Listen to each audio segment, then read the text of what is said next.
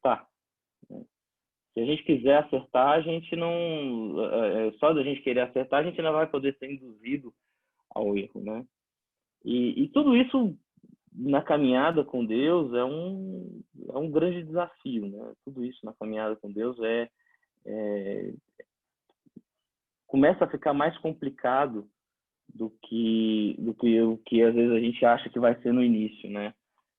Quando a gente se converte, a gente pensa assim, vou me arrependi, estou me batizando e, bom, vou seguir minha vida com Deus agora. E às vezes a gente não pensa assim, qual que é o nosso último objetivo, aonde a gente quer chegar, e a gente começa a se defrontar com os nossos erros, né? Mesmo aí, como às vezes a gente gosta de pensar, tendo muito tempo de convertido, a gente começa, a gente insiste às vezes em cair em determinados erros, determinados pecados, e isso é muito sério, né? Isso não acontece só com discípulos ruins, discípulos fracos. Paulo fala isso, né? Em Romanos 7. Paulo fala assim, o bem que eu quero, né? Ou seja, o que eu quero fazer eu não faço, mas o mal que eu não quero fazer, esse eu acabo fazendo, né? Romanos 7, lá para o final do capítulo. Paulo conclui, né? Desventurado homem que sou, né? Miserável homem que sou. Nesse caminho, Paulo tinha muito claro, né, que o caminho dele, a finalidade, o último ponto onde ele deveria chegar era a estatura da plenitude de Cristo. Ele começa a ver que esse caminho não é nada simples, né, que não é tão fácil quanto parece, que não basta só a gente, e como Paulo fazia, estudar a palavra e saber qual é o caráter de Cristo, né, ou saber aquilo que Deus quer da gente. Isso é importantíssimo, porque se a gente não souber o que Deus quer da gente, a gente não tem como chegar lá. Mas Paulo viu que isso não era suficiente. Ele sabia o que era o bem, ele sabia o que ele queria fazer, mas ele não chegava lá, né? Ele também, então, sabia que não era só uma questão de estudo, era uma questão de prática, né? Era uma questão de adequar a vida dele a um determinado padrão. Só que isso também não resolvia, porque embora ele soubesse qual era esse padrão, embora, como ele mesmo disse, né, disse em outro trecho, esmurrasse o próprio corpo para obedecer a Cristo, ele, em Romanos, escreveu isso aqui. O bem que ele queria fazer, por mais que ele se esforçasse, ele não conseguia fazer, né? Paulo conclui, né, o capítulo 7 de Romanos, falando assim, mas agradecendo a Deus por ter enviado Jesus Cristo, né, que tornaria tudo isso possível. Então, o primeiro grande ponto, e que o Senhor me lembra e tem me lembrado, é que nós nos tornarmos mais parecidos com Jesus é o nosso grande objetivo. Não é mudar o mundo, não é ter sucesso profissional, ter uma boa família, tudo isso pode ser consequência, mas o nosso grande objetivo nessa terra é nos parecermos com Jesus. O segundo ponto é que essa obra, ela não é minha, ela não vem só pelo meu esforço, ela não vem pela minha dedicação. Ela é uma obra que é feita pelo Espírito Santo, ela é uma obra que é feita de forma sobrenatural. Então, o nosso amadurecimento na fé, nós nos tornarmos a cada dia mais parecidos com Jesus, a chegarmos a essa perfeita varonilidade que Paulo fala em Efésios, é uma obra divina, né? Mas, se é uma obra divina, assim, isso sempre foi um ponto que me deixou encucado, né? Assim, como é que explica isso, né? Assim, Paulo mesmo fala que não conseguia fazer. É uma obra divina, né? O que eu tenho que fazer, então? Eu tenho que ficar esperando aqui, sentado, olhando para cima, esperando alguma coisa acontecer? Como que isso acontece, né? E depois que Paulo fala no versículo 25 de Romanos 7, né? Graças a Deus por Jesus Cristo, nosso Senhor, de maneira que eu de mim mesmo, com a mente, sou escravo da lei, mas segundo a carne, da lei do pecado. Ele fala no capítulo 8, né, no próximo versículo, versículo 1, que agora, pois, já nenhuma condenação há para os que estão em Cristo Jesus. porque a lei do Espírito na vida, em Cristo Jesus, te livrou da lei do pecado e da morte. Porquanto quem for impossível a lei, no que estava enferma pela carne, isso fez Deus enviando o seu próprio Filho em semelhança de carne pecaminosa no tocante ao pecado. E com efeito, condenou Deus na carne o pecado, a fim de que o preceito da lei se cumprisse em nós, que não andamos segundo a carne, mas segundo o Espírito. Ou seja, Paulo fala do primeiro passo, né, para a nossa redenção, do primeiro passo para a gente conseguir fazer o bem que a gente quer e não consegue, que foi Jesus ter vindo e morrido pelos nossos pecados e hoje poder habitar em nós. Mas aqui, a partir do versículo 5, é que ele introduz uma ideia que eu tenho, sobre a qual eu tenho refletido e que eu queria compartilhar hoje, né? Porque os que se inclinam para a carne cogitam das coisas da carne, mas os que se inclinam para o Espírito, das coisas do Espírito. Porque o pendor da carne dá para a morte, mas o do Espírito para a vida. Por isso, o pendor da carne é inimizade contra Deus, pois não está sujeito à lei de Deus, nem mesmo pode estar. Portanto, os que estão na carne não podem agradar a Deus. Vós, porém, não estáis na carne, mas no Espírito, se de fato o Espírito de Deus habita em vós.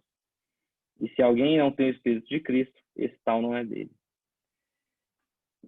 Eu tenho lido, meditado, orado a respeito do que é esse pendor para a carne e pendor para o Espírito. Essa obra de gerar a imagem de Cristo em nós, ela começa com o Senhor, ela é feita pelo Senhor e ela termina com o Senhor.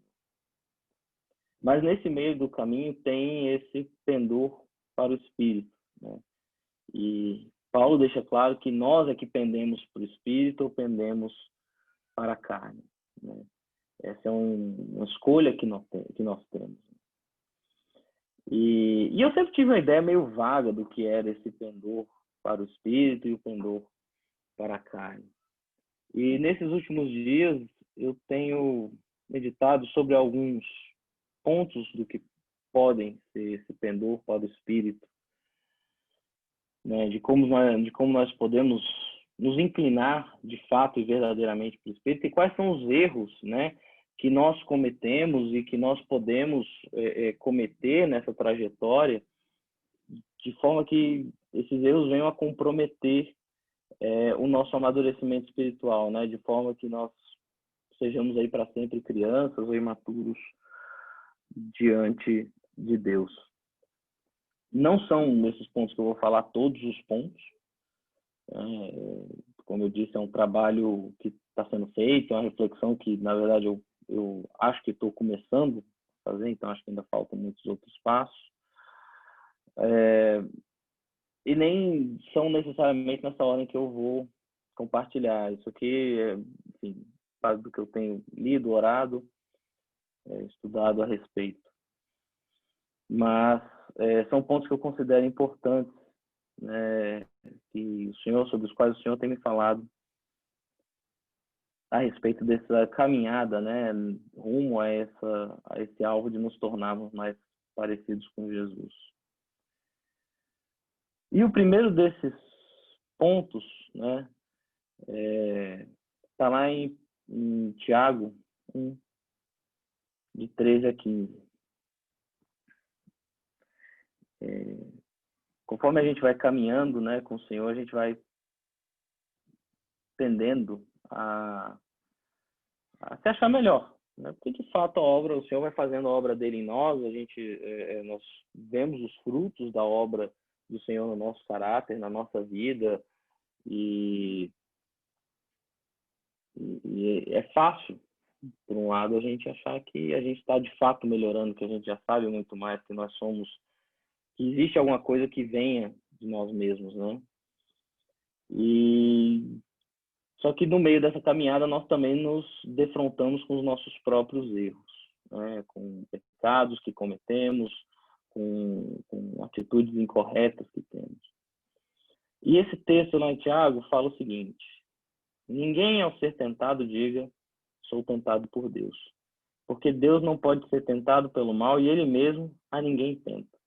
Ao contrário, cada um é tentado pela sua própria cobiça, quando esta atrai e seduz. Então a cobiça, depois de haver concebido, dá luz ao pecado. E o pecado, uma vez consumado, gera morte. Primeiro ponto que se coloca na caminhada, uma maturidade espiritual, é aceitarmos a responsabilidade pelo nosso próprio comportamento. O que está falando aqui nesse texto é que nós pecamos, quando pecamos, basicamente porque queremos, né? Porque o pecado é gerado na nossa mente, nós alimentamos o pecado e concebemos o pecado, né?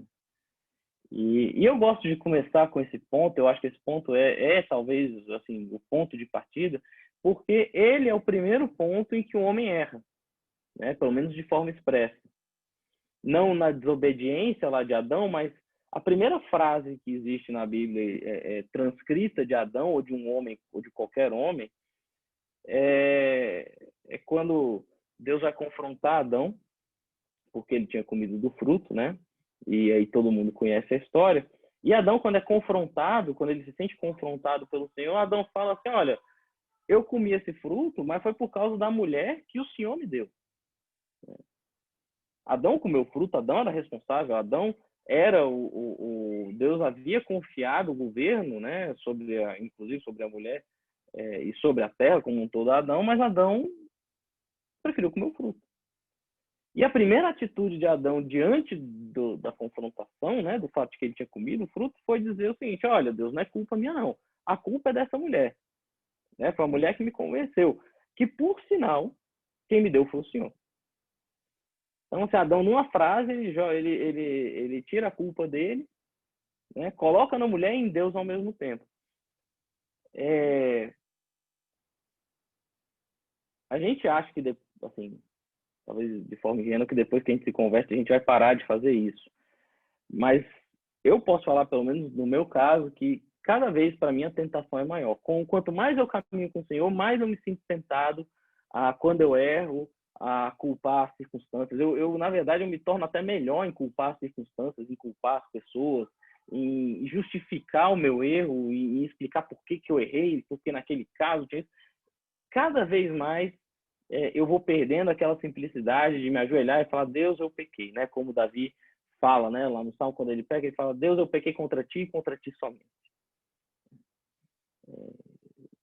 Talvez, assim, a grandeza de Davi, quando se fala do homem que conhecia o coração de Deus, talvez esteja nisso, né? Na capacidade de, sendo rei, de sendo ungido, de tendo todo o poder no Estado de Israel, depois de cometido um erro, te dá a capacidade de se ajoelhar e falar assim: olha, Deus, eu pequei. Pequei contra ti e contra ti somente.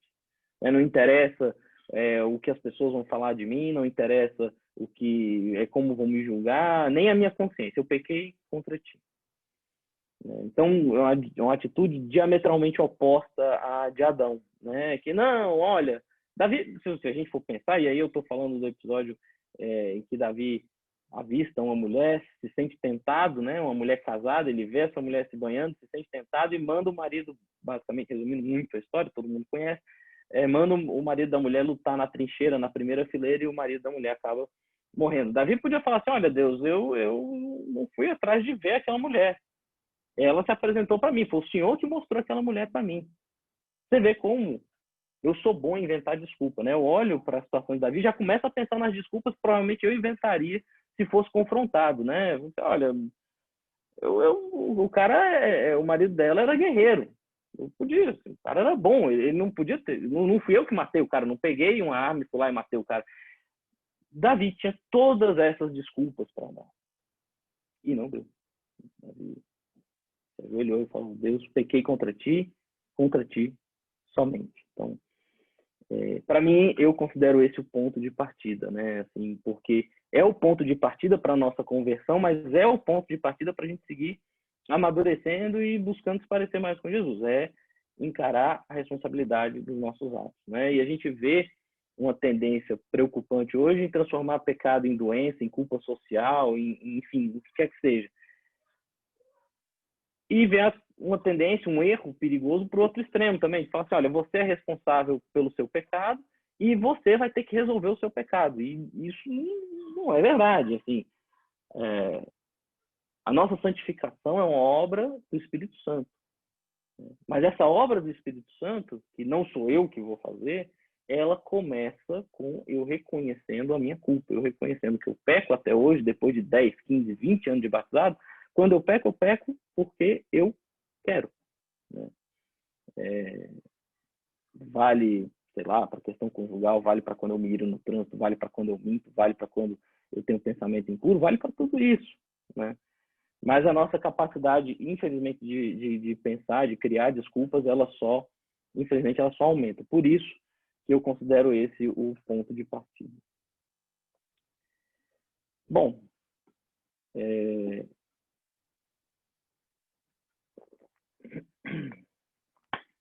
não adianta muito só, então, como eu disse, ter a consciência de que nós pecamos. Né? Ter a consciência e nos colocarmos diante de Deus de forma sincera e honesta.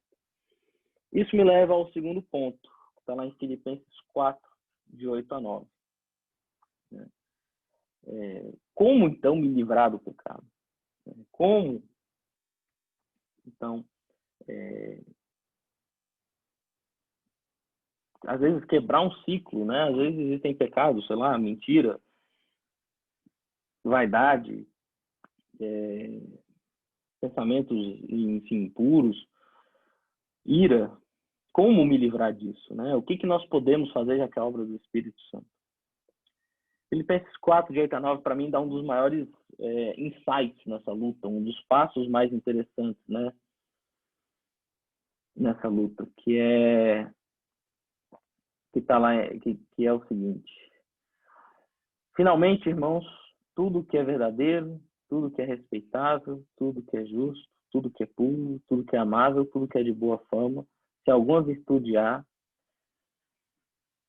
e se algum louvor existe, seja isso que ocupe o vosso pensamento, que aprendestes e recebestes e ouvistes e vistes em mim, isso praticai, e o Deus da paz estará convosco. Eu sempre fui muito relapso quanto a isso, e confesso que essa é uma das minhas maiores lutas, né? É ocupar a minha mente com as coisas do Senhor, né? É usar o meu tempo livre, não necessariamente para ler a palavra, não necessariamente para orar. E falo isso porque às vezes a gente está, sei lá, dirigindo no carro, se deslocando no ônibus, ou às vezes no trabalho, e às vezes a gente tem um tempo livre, né? E a gente deixa o nosso pensamento solto, né? É uma disciplina que eu mesmo, assim, tenho muito tempo, nunca trabalhei isso. Assim, onde vai estar o meu pensamento quando eu estou à vontade, quando eu estou tranquilo, né? Eu vou estar tendo... E aí, o Senhor tem me falado muito, né? Eu vou estar tendo pensamentos vãos, pensamentos, sei lá, que envolvem a minha própria vaidade. Onde vai estar o meu pensamento, né? Onde nós vamos direcionar para onde nós vamos direcionar os nossos pensamentos. E isso é importante, assim, porque até quem gosta de psicologia e de estudar um pouco psicologia organizacional e tudo, sabe que um dos fatores determinantes para a sua ação é o seu pensamento, né? Assim, aquilo que ocupa a sua mente é aquilo que você uma hora ou outra vai fazer. Então, nós devemos nos esforçar, nos empenhar nessa disciplina de ocupar a nossa mente com o que é puro, com o que é amável, com o que é de boa fama, de alguma virtude, e do que tem alguma virtude, né? E isso é um dos fatores determinantes para as nossas ações, né? Não adianta só a gente pensar em não fazer o que é errado. A gente tem que se ocupar a gente tem que ocupar a nossa mente com aquilo que é certo. Né? Não adianta só pensar assim, olha, eu não posso pensar nisso, eu não posso fazer isso, não posso fazer isso. Você está alimentando aquele desejo, você está alimentando a vontade de fazer o que você não pode fazer. Né? Isso acontece muito quando a gente tem um problema com o irmão.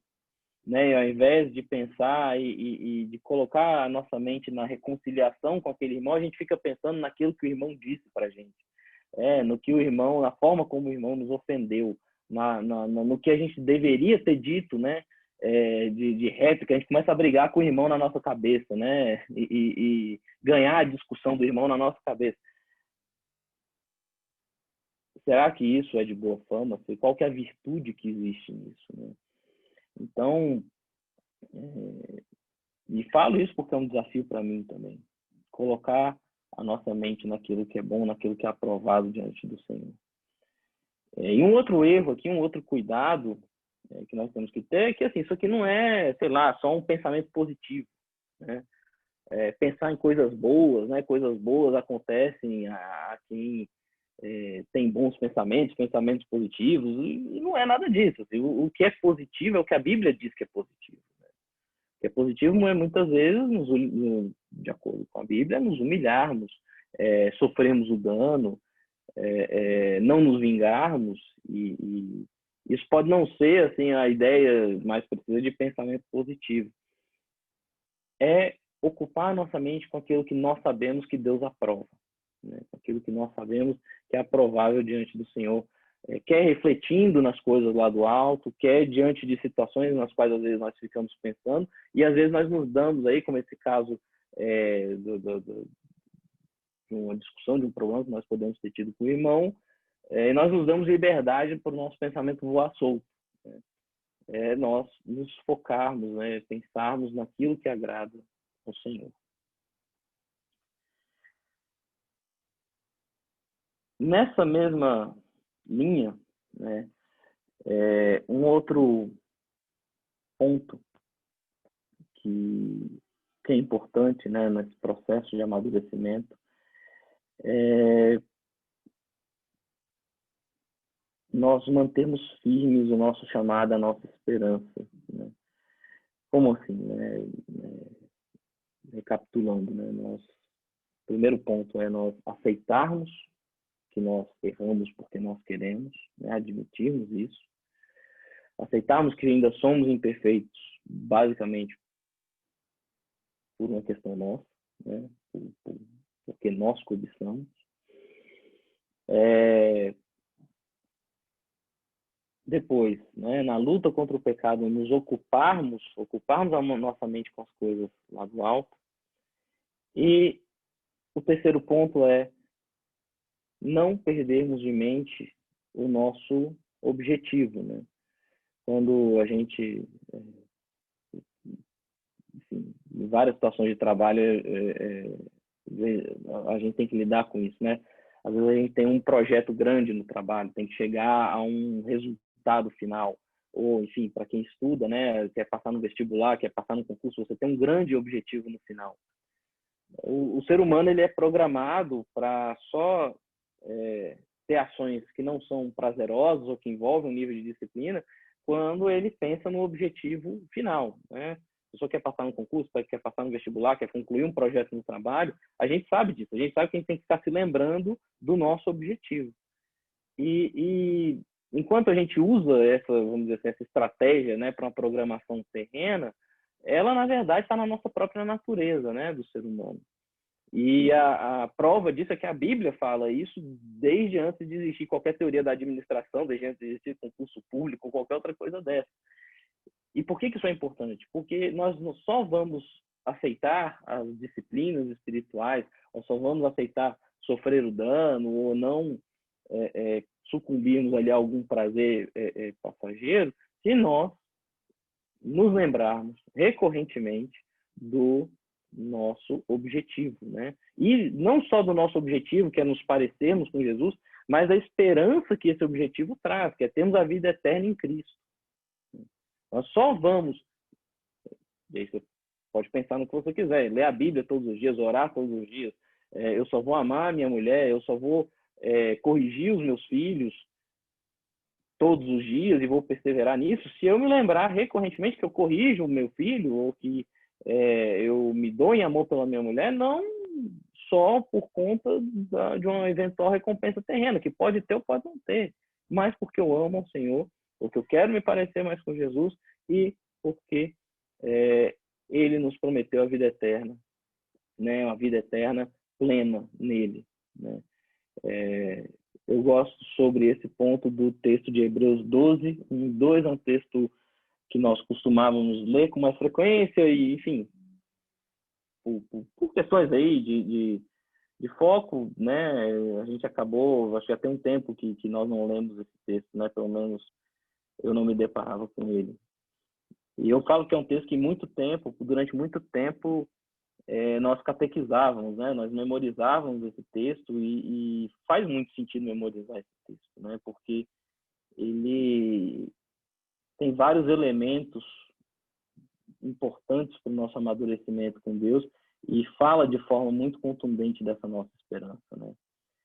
Fala assim: portanto, também nós, visto que temos a rodear-nos tão grande nuvem de testemunhas, desembaraçando-nos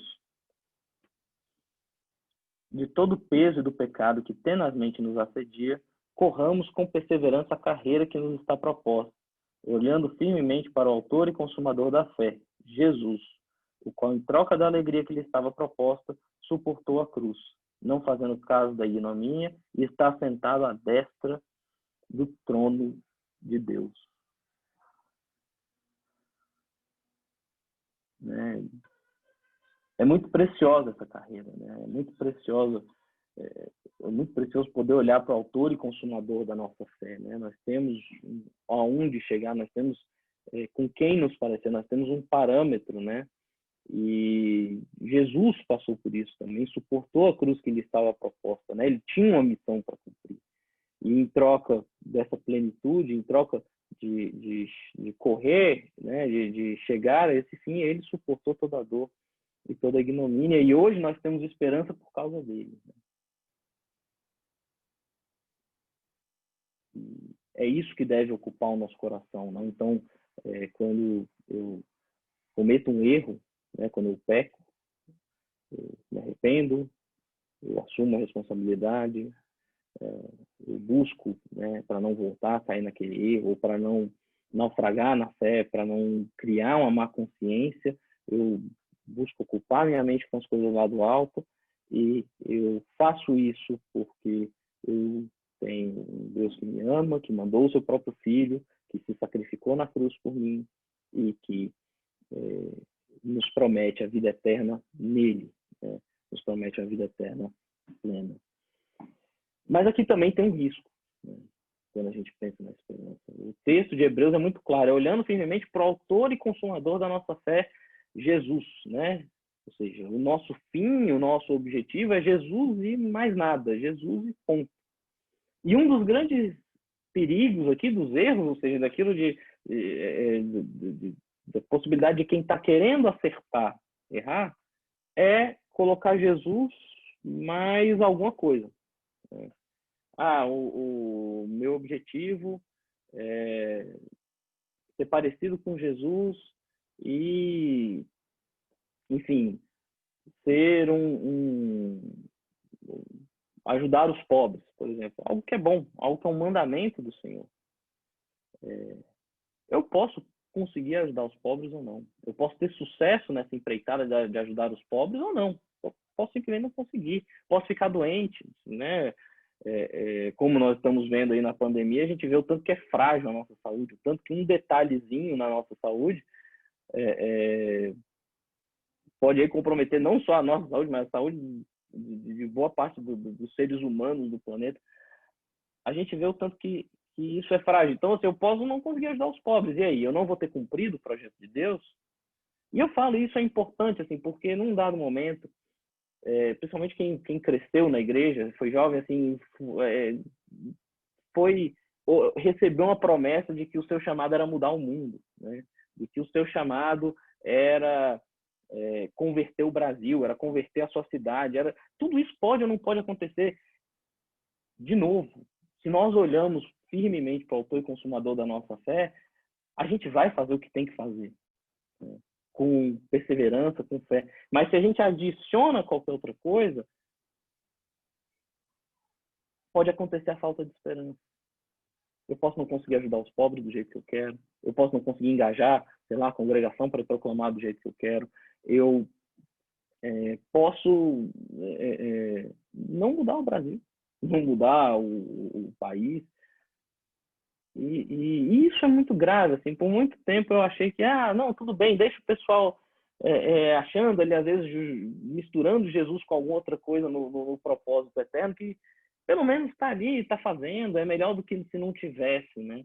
Mas isso é muito grave no longo prazo, assim, porque quando o Jesus, o mais alguma coisa não acontece, as pessoas normalmente se desanimam, né? Mas, poxa, eu recebi um chamado de Deus que eu ia, e não estou falando que Deus não chama, Deus chama, mas a gente tem que ter em mente que os nossos olhos devem estar focados no autor e consumador da nossa fé, né? Mas às vezes a pessoa pensa assim, poxa, mas eu recebi um chamado para ser missionário não sei aonde, e você pode não ir. Assim, seja, né, como a palavra fala, Deus verdadeiro e todo homem mentiroso. O que é verdadeiro, o que a gente escreve a caneta, né, como um pastor falava, é o que Deus fala, né, na palavra dele. As minhas convicções eu escrevo sempre a lápis.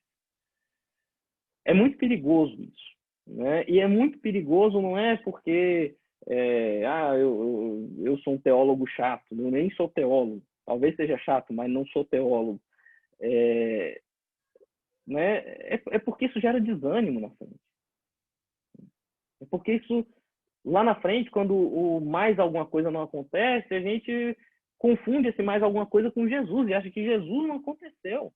Mas Jesus aconteceu. Jesus, o caráter de Jesus, ele vai sendo forjado na nossa vida conforme a gente vai caminhando com ele. Mas não, o risco é misturarmos as duas coisas. Então, é importante ter esse cuidado, né?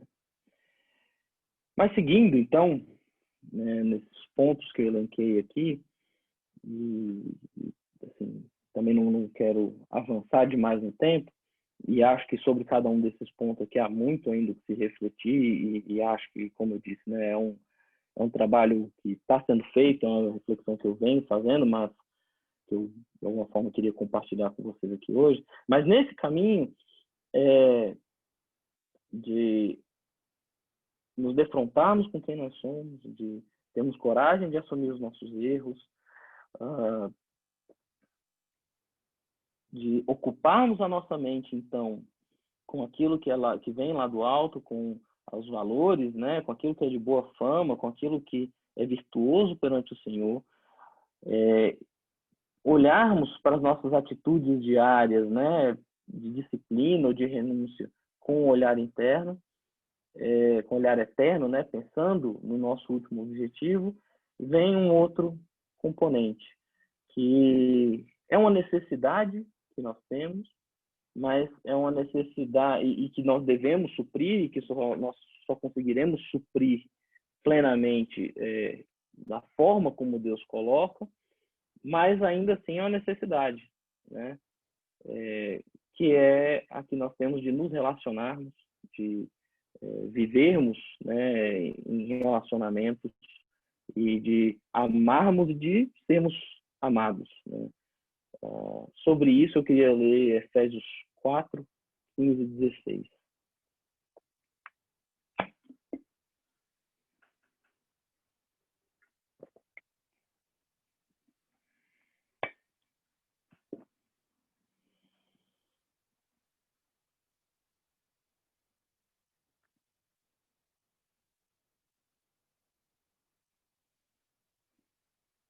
Esse texto é a continuação do texto que nós lemos no início, e é um texto interessante, como nós colocamos, Paulo começa reafirmando a autoridade, a centralidade de Jesus, e com base nessa centralidade ele estabelece o seu corpo, né, com diferentes órgãos, né, com diferentes instrumentos, e esse corpo tem um último objetivo, né, que é nos tornarmos, que é levarmos, é nos levar à unidade da fé e à estatura da plenitude de Cristo, né? Então, Paulo vai falar aqui de um dos elementos chave nessa caminhada, né? um dos elementos sem o qual nós não temos nenhuma chance de ter sucesso nessa empreitada, né?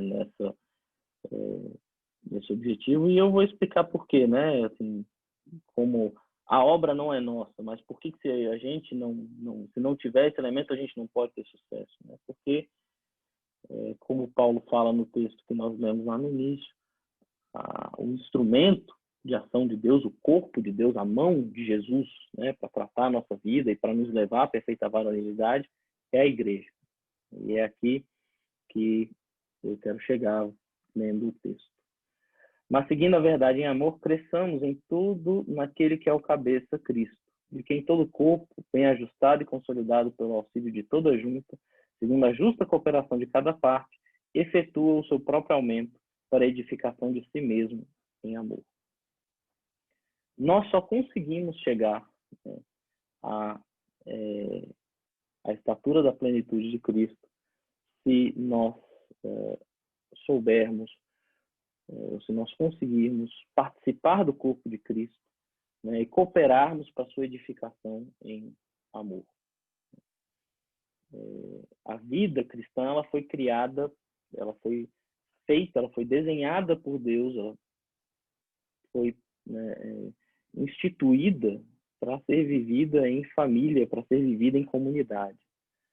Isso é especialmente importante porque antes da pandemia a gente já vinha caminhando para a era da igreja online, né? Assim, e aí não estou falando das nossas reuniões que estão acontecendo depois da pandemia no Zoom, mas de pessoas, pastores, pessoas que, enfim, são tementes a Deus, e isso não é por si só errado de forma alguma, mas pessoas que acabavam exercendo e usando as redes sociais, os meios que têm à mão para compartilhar, para falar da palavra de Deus, o que é bom. Mas, de forma alguma, substitui a vida no corpo. Né? De forma alguma, substitui, por melhor que seja a palavra que eu veja no YouTube, que eu veja numa rede social, de forma alguma substitui a capacidade que um irmão meu tem, que está comigo no dia a dia, de olhar para a minha vida e falar assim, olha, meu amigo, você pecou nisso aqui. Né? Aqui você tratou a sua mulher de uma forma que o Senhor não aprova.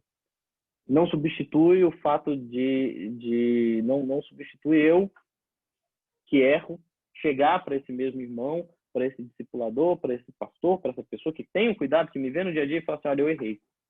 Eu preciso de ajuda. Né? Não substitui. Tá? E a principal prova de que isso não substitui é que mesmo o Senhor tendo deixado a palavra dele, inspirada por ele na Bíblia, mesmo a gente tendo esse acesso, ele deixa claro que nós devemos seguir vivendo em corpo, né? Vivendo em igreja. Seria melhor do que qualquer youtuber, melhor do que qualquer pastor que exista hoje, ou que tenha existido do passado, é a palavra inspirada por Deus que tem na Bíblia. E pensar isso é muito interessante. Assim. Eu podia pensar que, poxa, por que eu preciso de um irmão para me falar, para me edificar? Se eu já tenho a palavra de Deus. Eu não posso só ler a palavra? Não. Nós somos parte de um corpo.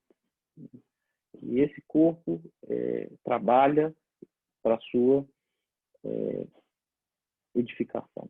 Né? Através da palavra, a palavra é sempre a base de tudo, mas nem ela é capaz de gerar a nossa edificação. O corpo, com base na palavra, através da palavra, edifica o corpo. Né? E aqui um dos riscos é esse, né? Deixar de congregar, achar que nós podemos nos suprir ou só com a palavra, ou só com livros, ou só com enfim, pastores, ou, enfim, irmãos que usam as redes sociais ou qualquer outro modo para compartilhar. E um outro risco aqui nós temos um conceito equivocado de amor, né? Enquanto, como eu disse, o amor, nós sermos amados, é uma necessidade que Deus colocou no nosso coração, né? Todo homem nasce com a necessidade de ser amado. O ser humano, ele é um ser, né, social.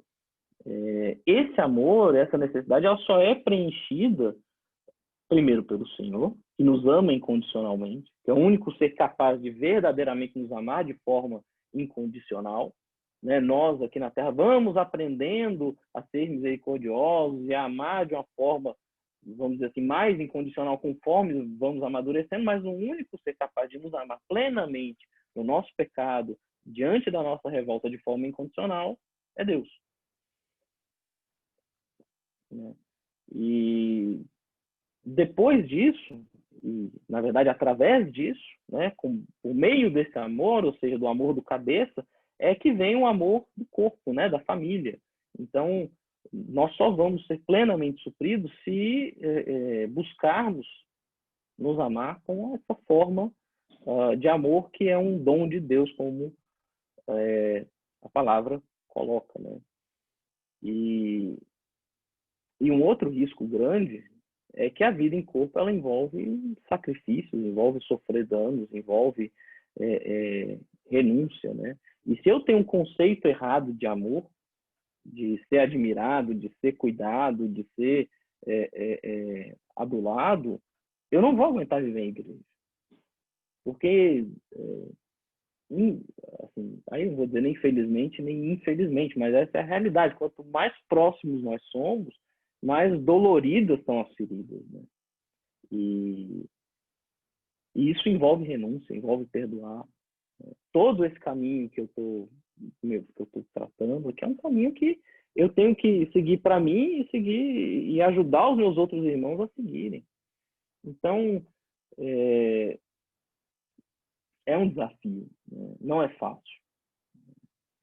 Na verdade, é muito fácil abandonar, é muito fácil hoje e cada vez mais por conta da tecnologia de tudo nos isolarmos, né? Só que isso é um engano, é um erro, né? Nós não vamos chegar à perfeita varonilidade vivendo sozinhos. O quinto ponto é que nós precisamos ter estratégias e alvos. Mesmo tendo a vida em comunhão, e aqui é um risco grande, a nossa vida em comunhão, vida em igreja, pode virar um clube social, né? Pode virar um ambiente bacana, que a gente gosta de estar junto, que o pessoal é legal, sei lá, não fala palavrão, todo mundo se respeita, não tem bullying, né? Esse é um risco, né? Mas se a gente se esquece, né, e como eu disse para trás, do nosso último objetivo, que é fazer os uns aos outros parecidos com Jesus, né, edificarmos o próprio corpo, a gente pode também cair numa condição que ninguém critica ninguém, e aí não falo criticar num sentido negativo, mas ninguém admoesta ninguém exorta ninguém. Então, para isso, nós também precisamos ter estratégias e alvos, né? A Bíblia não fala, né, como necessariamente a igreja deve se organizar.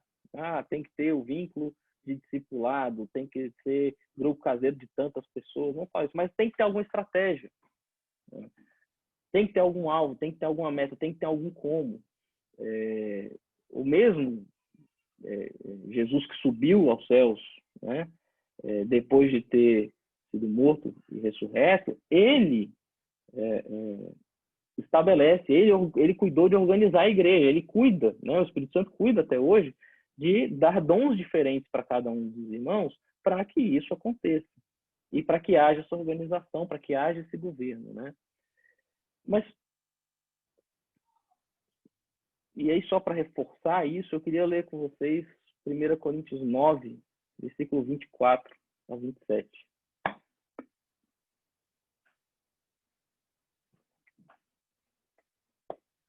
É um texto bacana, porque Paulo fala de uma realidade que hoje a gente conhece bem, né? Paulo fala assim: não sabeis vós que os que correm no estádio, todos na verdade correm, mas um só leva o prêmio. Correi de tal maneira que o alcanceis. Todo atleta em tudo se domina. Aqueles para alcançar a coroa corruptível, nós, porém, a incorruptível. Assim corro também eu, não sem meta. Assim luto, não como desferindo golpes ao vento. Mas esmurro o meu corpo e o reduzo à escravidão, para que, tendo pregado a outros, não venha eu mesmo a ser desqualificado. Tanto na nossa vida em comunhão, tanto como na nossa vida com Deus, nós precisamos ter estratégias, ter alvo. Né?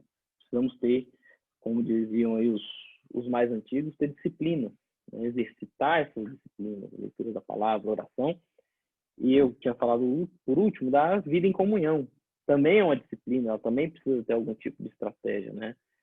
Nossa estratégia aqui hoje é nos organizarmos, uma das estratégias, em encontros de discipulado, em grupos caseiros, em que nos colocamos, né, esmurramos os nossos próprios corpos. Às vezes a nossa vontade era estarmos juntos para comer, beber e enfim, falarmos ali do dia a dia, de coisas cotidianas, mas nós nos obrigamos ali, por exemplo, a compartilhar o que o Senhor tem falado conosco. Vale para a leitura da palavra, ter metas de leitura da palavra. Vale para a oração, né? Vale para a proclamação. Então, nós precisamos ter estratégia. Vale para a luta contra o pecado, né? Mas aqui também nós devemos ter cuidado, né? Existe a chance de que nós possamos nos enganar, né? Ou sermos levados a erro. Por quê? Porque uma coisa é nós termos estratégia, como Paulo fala aqui, né, do atleta, né, e que treina todo dia pensando no seguinte: eu tenho que chegar primeiro. Então, eu tenho que toda renúncia que eu faço agora, todo sofrimento que eu tenho agora, ele vai ser recompensado porque eu vou ter a possibilidade de chegar primeiro. Ou seja, eu tenho que correr, como Paulo fala, de forma a alcançar o prêmio. Não é apenas correr para completar o percurso, mas é correr de forma a alcançar o prêmio. Esse prêmio não é, como Paulo fala, uma coroa corruptível, mas uma coroa incorruptível, né? Ou seja, ele está falando aqui de coisas espirituais. E um erro aqui que a gente pode cometer é achar que a nossa caminhada com o Senhor é uma caminhada que nós definimos como ela é. Como eu disse, assim, eu posso fazer vários planos. Eu posso pensar que hoje eu estou aqui, ano que vem eu vou estar em outro lugar, enfim, pregando ou fazendo qualquer outra coisa.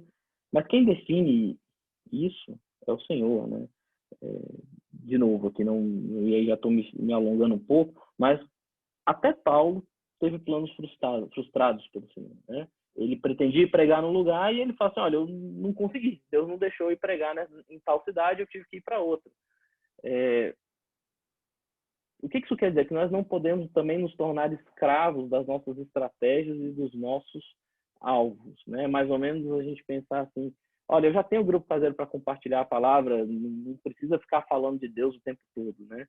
Não deixar a muleta se tornar mais importante do que a cura, né, para doenças.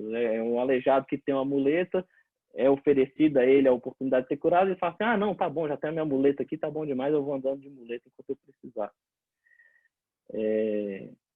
A gente tem que tomar cuidado, né? Quem define o nosso caminho rumo à estatura da plenitude de Cristo é o Senhor. Como eu disse, é uma obra que é feita, né, pelo Espírito Santo.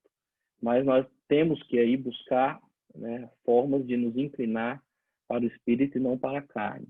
Mas nós não podemos, e esse é o risco aqui, nos tornar escravos dessa forma. O horário já está avançando, eu teria outras coisas para falar, mas eu vou parar por aqui,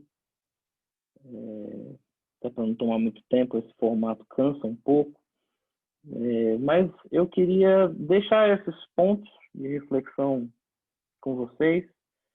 Queria dizer que são fruto aí de leituras, de estudos que eu tenho feito, né, de uma reflexão que eu levo acima de tudo para mim, para minha vida. São desafios com os quais eu me deparo e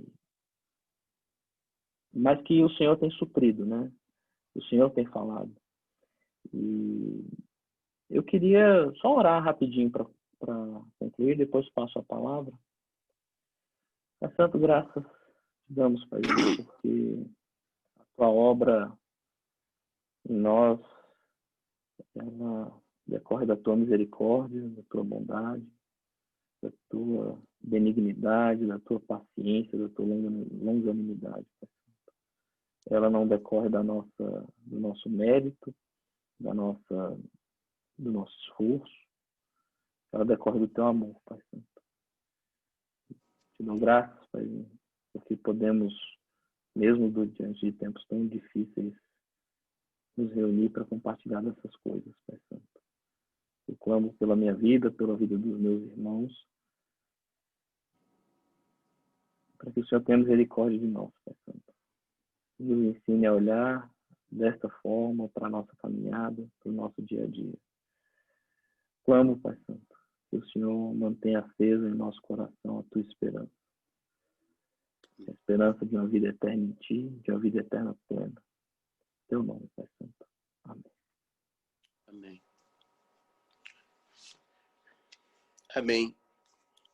Muito boa aí os pontos, a palavra. Vou pedir ao Gustavo, depois, se ele tiver o esboço da palavra, que ele possa compartilhar, para a gente trabalhar isso aí, mandar para os líderes, para os irmãos, para muito aprofundar aí a reflexão, bastante pertinente, muita coisa aí para a gente explorar e se aprofundar nisso, né? O Edilson tem uma canção, uma música que ele vai trazer aí, que tem a ver com o assunto tratado.